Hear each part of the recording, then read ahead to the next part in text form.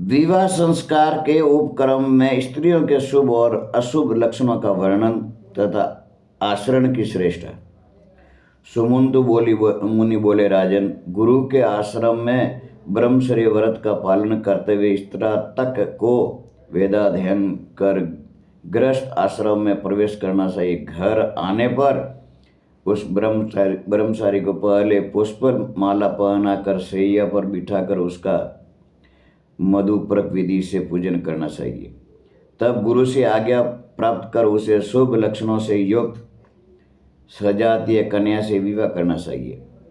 राजा शतानीक ने पूछा, हे मुनीश्वर, आप प्रथम स्त्रियों के लक्षणों का वर्णन करें और यह भी बताएं कि किन लक्षणों से युक्त कन्या शुभ होती है। सुमंतु मुनि बोले, राजन, पूर्व काल में ऋषियों के पूछने पर ब्रह्मा जी ने स्त्रियों के जो उत्तम लक्षण कहे हैं उन्हें मैं संक्षेप में बतलाता हूँ, आप ध्यान देकर सुने।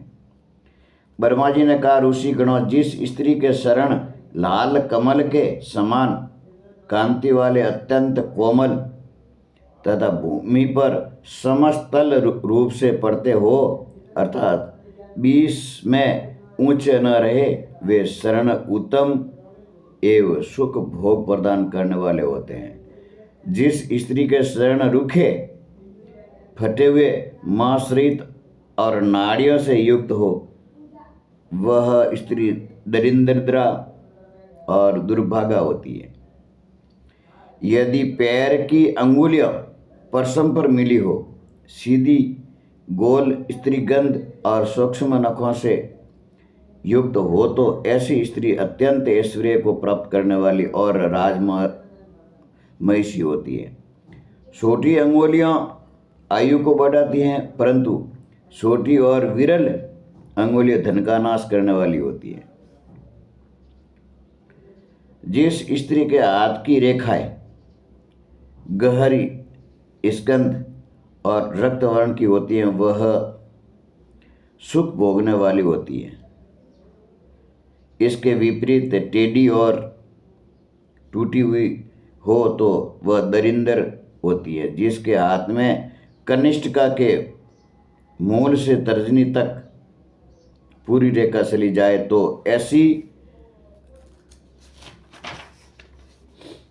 स्त्री 100 वर्ष तक जीवित रहती है, और यदि नयन हो तो आयु कम होती है। जिस स्त्री के हाथ की अंगुलियां गोल, लंबी, पतली, मिलने पर छिद्र रहित, कोमल तथा रक्त वर्ण की हो, वह स्त्री अनेक सुख भोगों को प्राप्त करती है। जिसके नख बंधु जीव पुष्प के समान लाल एवं ऊंचे और स्त्रीगंध हो, तो वह ऐश्वर्य को प्राप्त करती है। तथा रूखे, टेढ़े, अनेक प्रकार के रंग वाले अथवा सफेद या नीले पीले नखों वाली स्त्री दुर्भाग्य और दारिद्र्य को प्राप्त होती है। जिस स्त्री के हाथ फटे हुए, रूखे और विषम अर्थात ऊंचे नीचे एवं छोटे बड़े हो, वह कष्ट भोगती है। जिस स्त्री की अंगुलियों के पर्वों में समान रेखा हो अथवा यव का चिन्ह होता है, उसे अपार सुख तथा अक्षय धान्य प्राप्त होता है। जिस स्त्री का मणिबंध सुस्पष्ट 3 रेखाओं से सुभूषित होता है, वह चिर काल तक अक्षय भोग और दीर्घ आयु को प्राप्त करती है। जिस स्त्री की ग्रीवा में 4 अंगुल के परिमाप में स्पष्ट 3 रेखाएं हो, तो वह सदा रत्नों के आभूषण धारण करने वाली होती है।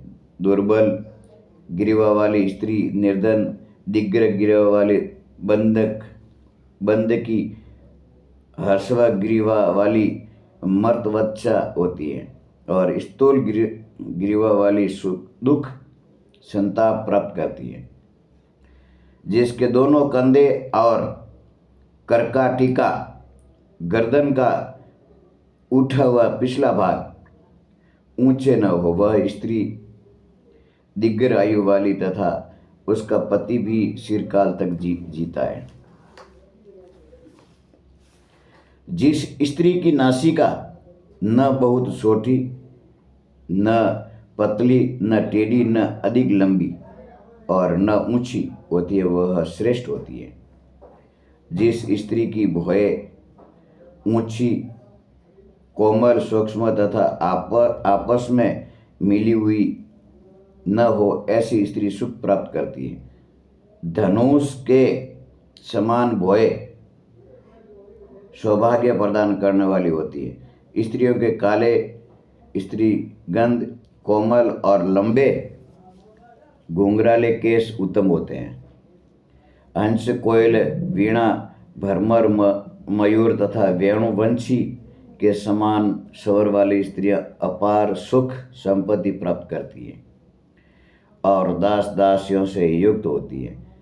इसके विपरीत फटे हुए कांसे के सबर्स के समान स्वर वाली या गर्दन और कोवे के सदृश स्वर वाली स्त्री रोग, व्याधि, भय, शोक तथा दरिद्रता को प्राप्त करती है। अंश, गाय, वृषभ, शक्करवाक तथा मदमस्त हाथी के समान साल वाली स्त्रियां अपने कुल को विख्यात बनाने वाली और राजा की रानी होती है। सवान, सियार और कोवे के समान गति वाली स्त्री निंदनीय होती है। मर्ग के समान गति वाली दासी तथा द्रुतगामिनी स्त्री बंधन की होती है। स्त्रियों का फिलिनी, गोरोसन, श्रवण, कुंकुम अथवा नए नए निकले हुए दुर्वा अंकुर के सदृश रंग उत्तम होता है। जिन स्त्रियों के शरीर तथा अंग कोमल, रोम और पसीने से रहित तथा सुगंधित होते हैं, वे स्त्रियां पूज्य होती है। कपिल वर्ण वाली, अधिकांगी, रोहिणी, रोमों से रहित, अत्यंत छोटी, बोनी, वासाल तथा पिघल वर्ण वाली कन्याओं से विवाह नहीं करना चाहिए। कपिल वर्ण वाली, अधिकांगी, रोगिणी, रोमों से रहित, अत्यंत छोटी, बोनी, वासाल तथा पिघल वर्ण वाली कन्या से विवाह नहीं करना चाहिए। नक्षत्र, वृक्ष, नदी, मलेश, पर्वत, पक्षी, सांप आदि और दासी के नाम पर जिसका नाम हो तथा डरावने नाम वाली कन्या से विवाह नहीं करना चाहिए। जिसके सब अंग ठीक हो, सुंदर नाम हो, हंस या हाथी की सी गति हो, जो सूक्ष्म रोम, केश और दांतों वाली तथा कोमला अंगी हो, ऐसी कन्याओं से विवाह करना उत्तम होता है। गो तथा धन धान्यादि से अत्यधिक समृद्ध होने पर भी इन 10 कुलों में विवाह का संबंध स्थापित नहीं करना चाहिए।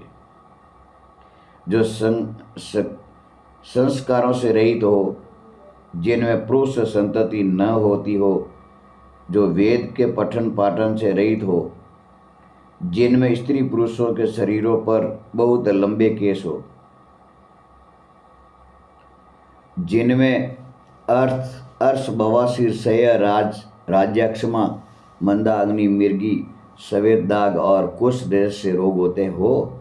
ब्रह्मा जी ने ऋषियों से पुनः कहा, यह सब उत्तम लक्षण जिस कन्याएं में हो और जिसका आचरण भी अच्छा हो, उस कन्या से विवाह करना चाहिए। क्षय, राजमंदा, अग्नि, मिर्गी, सफेद दाग और कुछ कुष्ठ जैसे रोग होते हो। ब्रह्मा जी ने ऋषियों से पुनः कहा, ये सब उत्तम लक्षण जिस कन्याओं में हो, जिसका आचरण भी अच्छा हो, उस कन्या से विवाह करना चाहिए। स्त्री के लक्षणों की उपेक्षा उसके सदाचार को ही अधिक प्रस्त कहा गया है। जो स्त्री सुंदर शरीर तथा शुभ लक्षणों से युक्त भी हैं, किंतु यदि वह सदाचार संपन्न उत्तम आचरण युक्त नहीं है, तो वह प्रस्त नहीं मानी गई है। अतः स्त्रियों में आचरण की मर्यादा को अवश्य देखना चाहिए। सुलक्षणों तथा सदाचार से संपन्न सुकन्याएं से विवाह करने पर रिद्धि सिद्धि तथा सत्कीर्ति प्राप्त होती है। बोले श्री गुरु महाराज की जय हो।